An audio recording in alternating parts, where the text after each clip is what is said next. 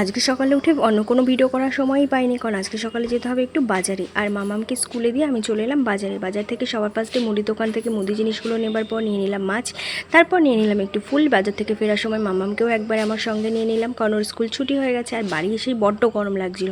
সেই কারণে ফার্স্টে একটু অরেঞ্জ জুস গুলিয়ে খেয়ে নিলাম ঠান্ডা জল, আর মামামকেও দিলাম, ও খেলো। তারপর দেখো কী কী বাজার করে নিয়ে এসেছি। আর ঘরে এসে বড্ড খিদে পেয়ে গেছিলো, মামামকেও সকালে কোনো টিফিন দেওয়া হয়নি, সেই কারণে একটু ম্যাগি রান্না করে নিলাম, মা আমি দুজনে মিলে সেটাই খেয়ে নিলাম। আর এখন রান্না করব দুপুরের রান্না। দুপুরে আজকে রান্না করব তেলাপিয়া মাছের ঝোল। বেশি কিছু না, শুধু পটল আলু দিয়ে করব, আর বেশি কিছু করব না। তো মা রান্না করার পর এখন আমার থালা বাসন ধোয়া কমপ্লিট হয়ে গেছে, ঘর ঝাড় দিচ্ছি। এখন ঘর ঝাড় দিয়ে ঘর মুছে নিয়ে স্নান করেও আমি চলে এসেছি। দেখো আমার স্নানও কমপ্লিট হয়ে গেছে।